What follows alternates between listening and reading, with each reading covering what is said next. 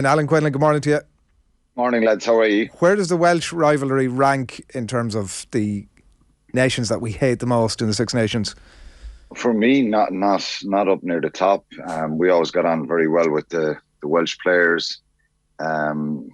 Seemed to connect and gel with them. I think the rivalry with Scotland would be a bit more.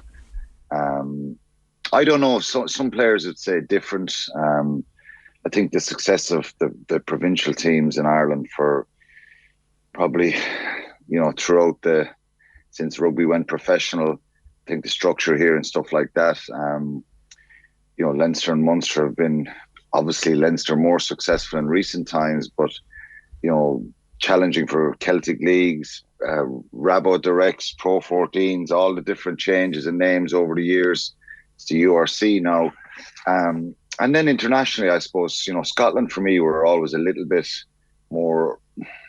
I wanted to beat them more than Wales. Obviously, there's very little as regards you want to win every match, but I would never have seen.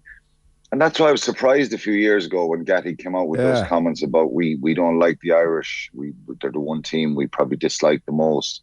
Is he the one responsible for all this? Like, is he the one sort of leading the charge? No. It happens in sport. Even me saying Scotland there. Look, I've loads of great Scottish friends as well, and we always had great fun there and got on really well with the Scottish lads. I think. I think he probably just tried to create some little bit of a sideshow and a bit of a story there. But if a team is winning, and it doesn't matter what your history or tradition is, or your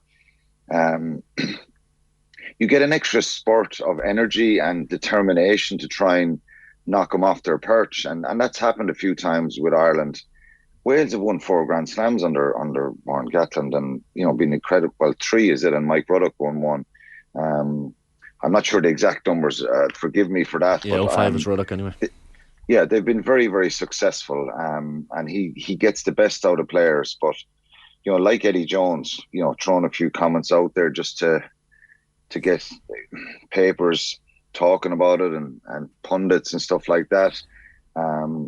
But he's able to back it up, and he risked that. I was always skeptical as a player, and Rog was on this morning. I remember, I think I told this story before when we went to Leicester in 2007, 6-7. Maybe it was 8 or 2008. I can't remember exactly, but we went to Welford Road, and he said, well, the URC is, the Premiership is kind of blown up a bit out of proportion, and the URC is good. And then obviously we were all panicking. He goes and kicks the winning penalty. Sometimes when you say these things as a coach or as a player, you risk kind of having egg in your face afterwards. He's not said anything this week as regards. He's been complimentary to Ireland, talking about Johnny probably making a mistake and leaving him out of the Lions tour.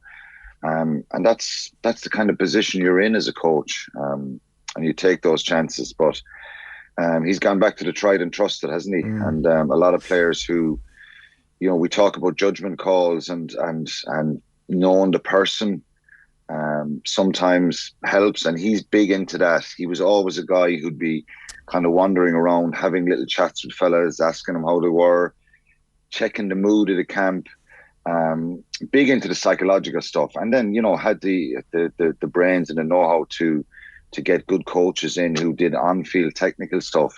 That wasn't his forte. He obviously did a lot of the scrum stuff, but good at the mental stuff and good at getting that emotion out, which is really important for something like this, particularly for Wales with their backs against the walls. 2006, that game.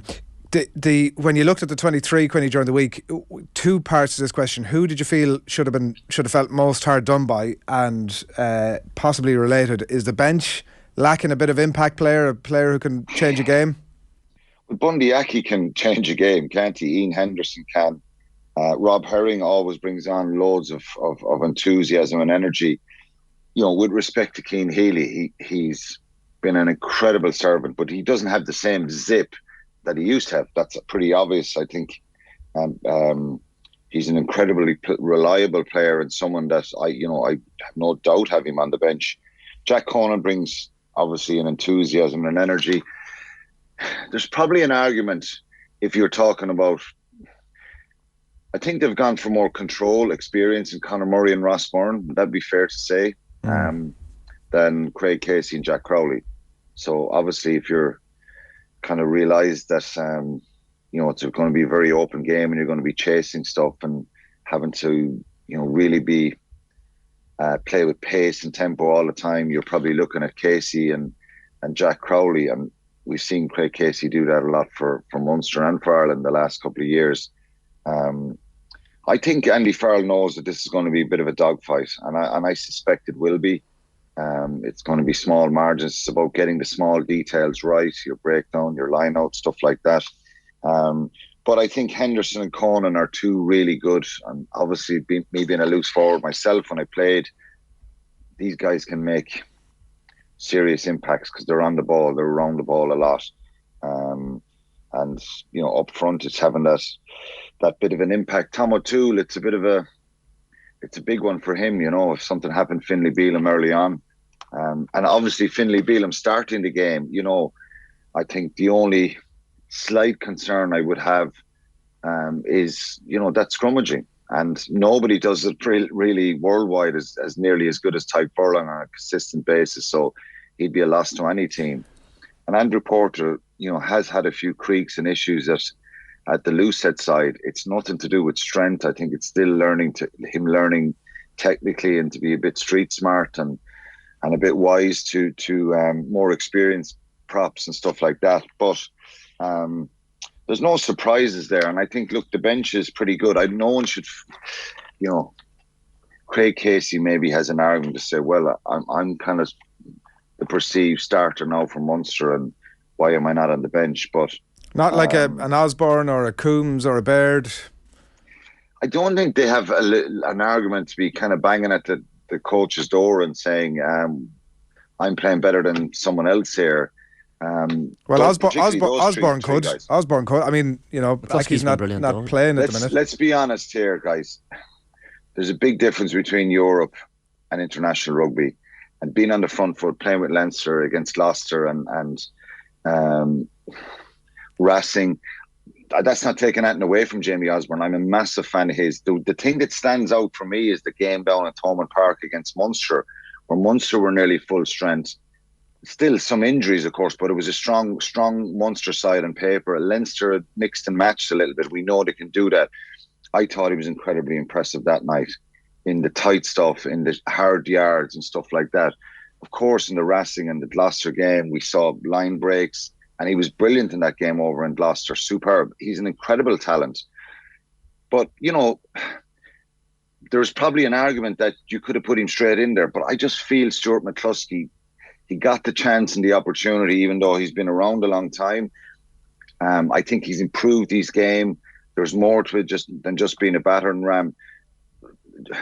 Jimmy Osborne's going to have a big international career. I've no doubt about that. But sticking him straight in there over in Cardiff, George North running into that channel, Dan Bigger, putting balls up in the air, Tipperick getting at him. You just don't know. Okay, maybe he should roll the dice and start him. But I think McCluskey deserves to be in there, and we will see a lot of Jamie Osborne, and I think we'll see more of him as the championship goes on as well. You mentioned Tyke Furlong. It looks like he's going to be back at least for the French game, which is positive news. On Finlay Bealham, Quinny, I mean, he's almost become a Mr. Reliable in some ways. He played all 5 Six Nations games last year, the 2 New Zealand tests last summer, was brilliant off the bench against South Africa as well. So you almost feel with Bealham now, albeit a relative lack of caps compared to Furlong, he is a man that once you throw him in there, he's going to do a job. Yeah, he has stepped up, and what I like about Finlay Bealham is there's no nonsense. He gets a lot of bangs and knocks, and he's hard, gets back up, goes again, setbacks. I think the only kind of problem Finlay Bealham has is actually physical size. He's not the biggest prop that you're going to meet. He's not 120 kilos, 125 kilos that you get some tight heads, and a lot of the international tight heads are. He probably just doesn't have the sheer weight. Technically, he's a very good scrummager, and he's got to be kind of cute in the way he scrummages.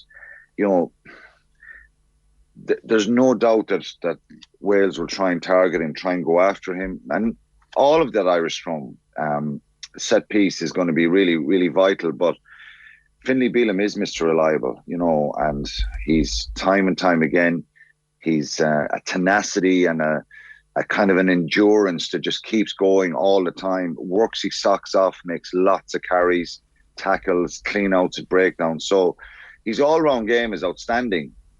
The only question mark, it's not even a question mark, it's physics really, isn't it? He's not the biggest prop in the world.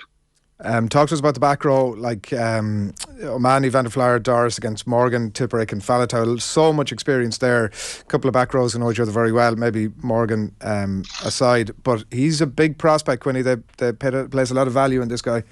Yeah, he's a brilliant player. He's Sean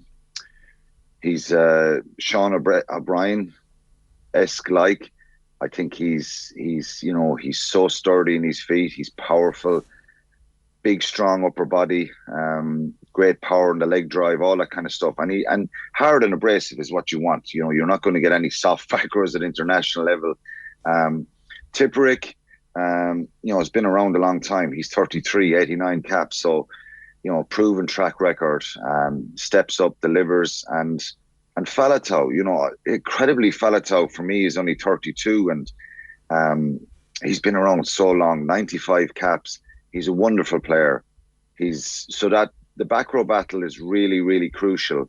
And I think Peter O'Mahony, Caelan Doris and Josh van der Flier, they need to have big games here because in the games we've lost over there in the last 4, I think it's an area that they've got the better of us.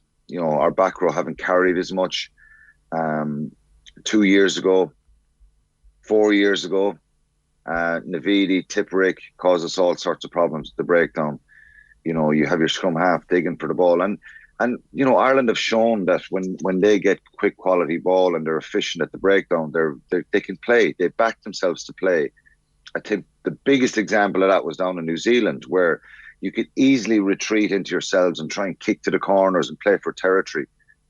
They're a confident side. But what do they do if it gets slowed down? If there's problems there. And that's the thing that they need to learn. People often say, what will they learn from the Six Nations? They're going to have moments and periods in the game where they might have to just play off slow ball. How do we regenerate quick ball? Johnny's kicking game, Gibson Park, calming things down and, putting the ball up the field. So I think the all-round attack is really good, but that back row battle is a really, really crucial one. And I think, there has to be a real emphasis on Peter O'Mahony and Josh van der Flier to nearly go man for man after them and make sure that let them know this is not going to be easy. What's the Achilles heel of this Welsh 15, Quinny? Where can Ireland target? I don't know. I think collectively they're a very good side, Shane. When you see the experience, look at the players in the backs. I think Rio Dyer and Joe Hawkins, they're the inexperienced. So you've got to try and make sure you kind of make them understand what the intensity and tempo is like. I'm sure Johnny Sexton will put some high ball on Rio Dyer. He's incredibly quick.